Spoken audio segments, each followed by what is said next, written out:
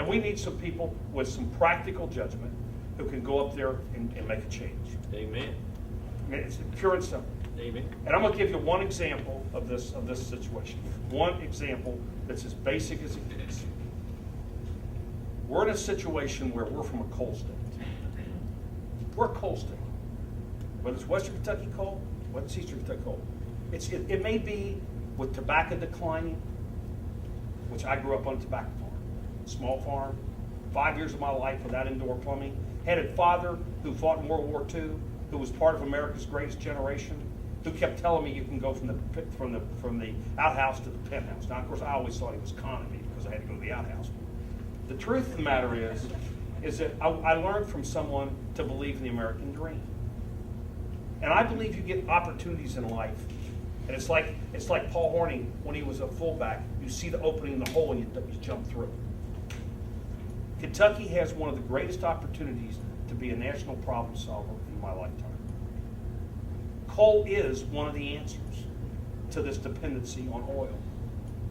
3% of the world's production we produce. We consume 30%. And part of the basis of the Iraq War was we're going to stabilize oil prices. As Dr. Phil would probably ask us, how's that working for us?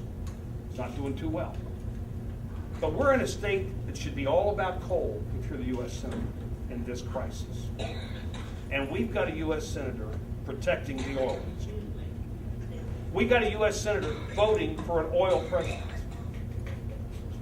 We got a U.S. Senator doesn't offer, as the obstructionist he's been, doesn't offer the solution to the problem as Kentucky's coal. And I don't care whether it's a bridge over the Ohio River, we're building bridges in Iraq. And I don't care whether it's solving the energy problem. We need a senator that says, hey, wait a minute. I'm from Kentucky, and we have enough coal reserves to change the direction of this country. And if we're going to spend all this money in Iraq, it'll probably be $2 to $3 trillion before we're done. Why can't we spend some money and help bring about coal liquefaction and change the direction of this country? Now, I have an easy solution to this. If he wants to be an oil man, let him go to Texas with this president when he leaves in January. It doesn't get much simpler than that. This is the time to change direction. And as I talked to Julie on the plane down, I'm trying to keep this reasonably short. The next president of the United States, who I believe will be a Democrat, because I see the tsunami of what's happening around the country, I believe will be a president. But this president is going to be given an opportunity to do major changes in this country. They're going to be given an opportunity to change energy and the way we approach it. They're going to be given an opportunity to change the way we handle our international politics, because we have squandered away our prestige in the world with the way we've handled some of this war.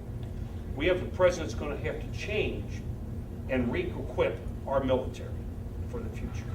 And we have a president who's going to have to change the basics of how we handle our economy. And for the first time in my lifetime, healthcare will be discussed at a level it's never been discussed before.